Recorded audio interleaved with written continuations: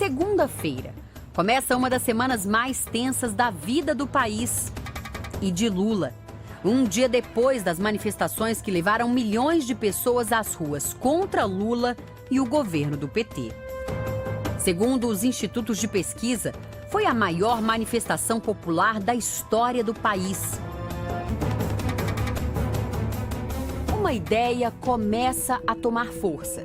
O ex-presidente virar ministro de Dilma. Lula ajudaria o governo da presidente Dilma a escapar do impeachment e também escaparia do juiz Sérgio Moro. Isso porque ministros têm o chamado foro privilegiado, ou seja, não podem ser julgados e presos por instâncias menores da justiça. São processados apenas no Supremo Tribunal Federal. Era o dia em que Lula seria anunciado ministro. Mas um novo escândalo suspende tudo. O ministro da Educação, Aloysio Mercadante, aparece em conversas gravadas por telefone com José Eduardo Marzagão, assessor do senador Delcídio do Amaral. O senador estava preso por sugerir a fuga do ex-diretor da Petrobras, Nestor Cerveró. Mercadante tentava impedir que Delcídio fechasse um acordo de delação premiada. Eu acho que eu devia esperar, não fazer nenhum movimento precipitado, porque ele já fez o movimento errado. O que era boato se torna verdade. Lula é anunciado novo ministro da Casa Civil do governo Dilma. Horas depois, a verdadeira bomba política da semana. O juiz Sérgio Moro suspende o sigilo de conversas telefônicas de Lula porque ele passaria a ter foro privilegiado. A gravação mais recente, feita no mesmo dia, é uma conversa entre Lula e Dilma. Lula, deixa eu te falar uma querida. coisa. Seguinte, eu tô mandando o Bessia junto com o papel pra gente ter ele e só usa em caso de necessidade, que é o termo de posse. Tá? Ah, tá bom, tá bom. Para alguns juristas, a gravação é indício de que a presidente Dilma estaria tentando obstruir a justiça. O termo de posse seria um documento para evitar a prisão de Lula, mesmo antes da posse. Na sequência, o Brasil conheceu várias gravações de Lula, de alguns familiares dele, de ministros e de ex-ministros. Uma rara oportunidade de saber como são as conversas nos bastidores do poder. Um choque para os brasileiros. Nós temos uma Suprema Corte totalmente acovardada. Nós temos um Superior Tribunal de Justiça totalmente acovardado. Um parlamento totalmente acovardado. Nós temos um presidente da Câmara um presidente do Senado não sei quanto parlamentar ameaçado, sabe? E fica todo mundo no compasso de que vai acontecer um milagre e vai todo mundo se salvar. Eu sinceramente, eu estou assustado com a República de Curitiba. Vem cá, só uma pergunta. Ela te convidou para o ministério?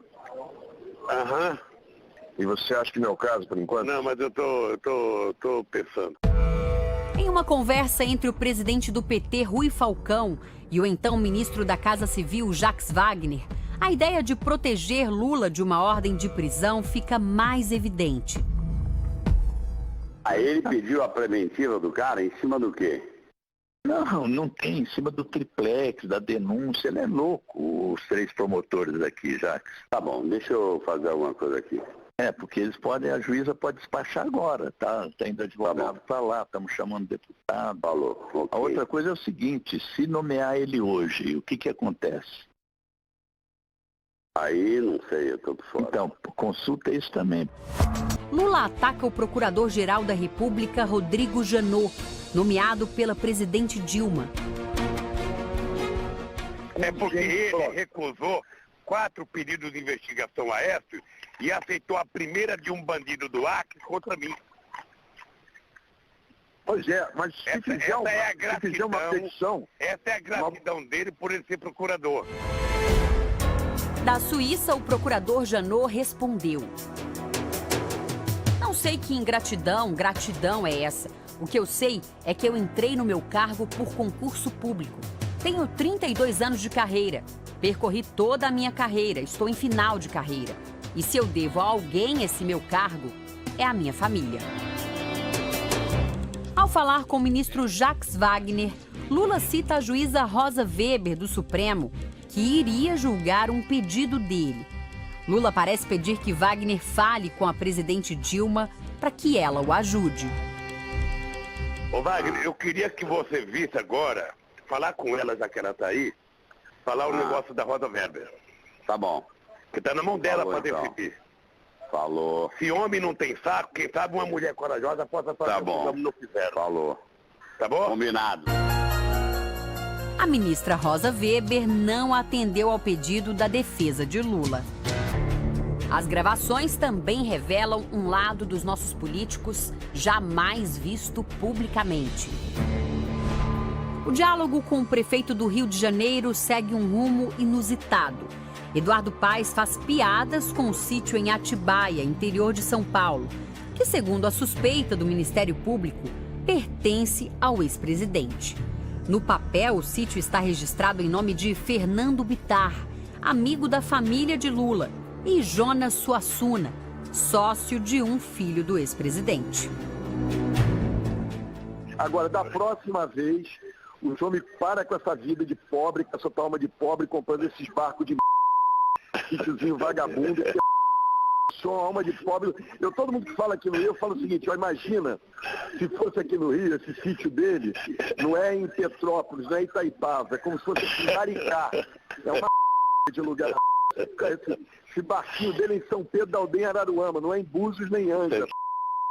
É um cafona, que o senhor não perdeu essa sua alma de pobre. Isso que é a maior desgraça que eu estou vendo nesse processo todo. É isso.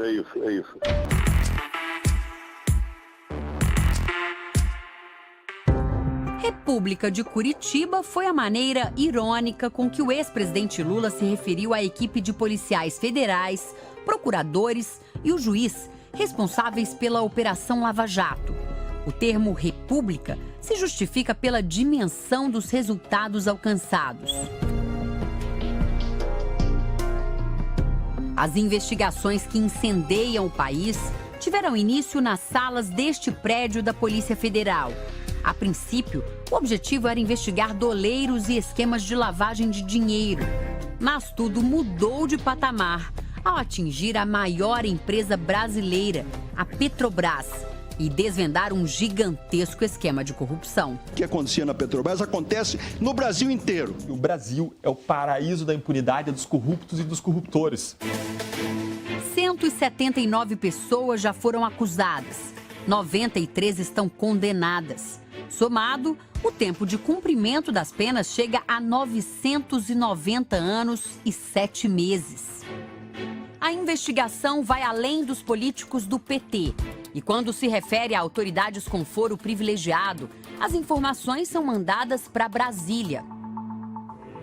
O presidente da Câmara, Eduardo Cunha, já foi denunciado por receber propina, ter contas não declaradas no exterior e lavar dinheiro. O presidente do Senado, Renan Calheiros, é investigado por denúncias feitas em várias delações. O senador de oposição e candidato derrotado nas últimas eleições, Aécio Neves, também é citado. Na delação, o senador Delcídio acusa Aécio de receber propinas da estatal Furnas, de pedir a maquiagem de dados do Banco Rural no escândalo do Mensalão. E também acusa Aécio de ser beneficiário de uma conta secreta aberta em um paraíso fiscal em nome da família. A investigação do maior desvio de verbas públicas da história do país chegou a nomes até então tidos como intocáveis no setor empresarial. Vários dirigentes de empresas estão presos. Marcelo Odebrecht, dono de um império avaliado em 100 bilhões de reais, já foi condenado a 19 anos e 4 meses de prisão. Em Curitiba foi montado um verdadeiro quartel-general. Participam das investigações da Lava Jato 10 delegados da Polícia Federal, 12 procuradores da República e um juiz. Uma ferramenta importante da investigação é a delação premiada. Ninguém da equipe imaginava até onde isso iria, né? Porque teve, com as delações, Foi possível ampliar muito o foco da investigação, o objeto da investigação, então vários empresários começaram a colaborar, então isso deu maior amplitude para os fatos. Ele era merecedor de 5 milhões de dólares. Esse tipo de delação ocorre quando o réu decide colaborar com a justiça e revela detalhes dos esquemas criminosos em troca da diminuição da pena. Um dos requisitos para que uma delação com um acordo de colaboração premiada seja aprovado é que o colaborador traga novos fatos. A grande virtude da colaboração é acelerar a investigação e permitir que a gente chegue a condenações de forma mais rápida. Já são mais de 20 os delatores do esquema que sangrou a maior estatal brasileira. As revelações sobre propinas e lavagem de dinheiro na Petrobras. Convidamos o novo ministro a assinar. Mesmo com o vazamento dos áudios, Lula foi empossado ministro-chefe da Casa Civil. O agravamento da crise provocou reações no Congresso. O PRB foi o primeiro partido da base aliada a romper com o governo. O PRB hoje não é mais base, a partir de hoje, do governo federal e será independente para votar aquilo que for melhor para tirar o Brasil dessa crise que não mais pode continuar, que não mais pode perdurar, porque só os brasileiros é que estão sofrendo. Na mesma quinta-feira, foi instalada na Câmara dos Deputados a comissão de impeachment da presidente Dilma. Ações na justiça se acumulam para impedir a posse de Lula.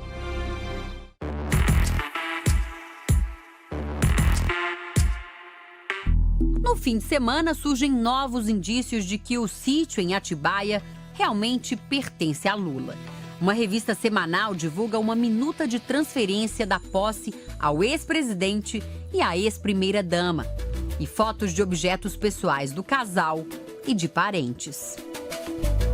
Em outra gravação liberada pela Justiça, o filho de Lula, Fábio Luiz, conversa com Calil Bittar, irmão de Fernando, um dos que aparecem como proprietários do sítio.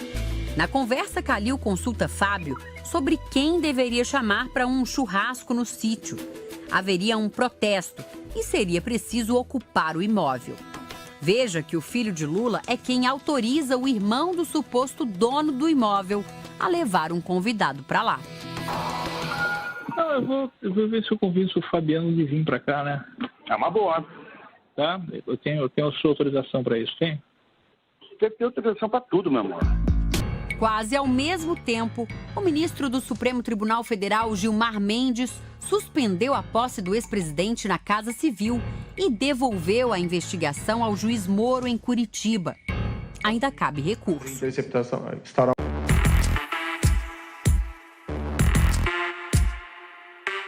O senador Delcídio do Amaral ressurge com declarações a uma revista semanal. Em liberdade condicional, Delcídio afirmou: "Errei a mando do Lula." O Lula comandava o esquema.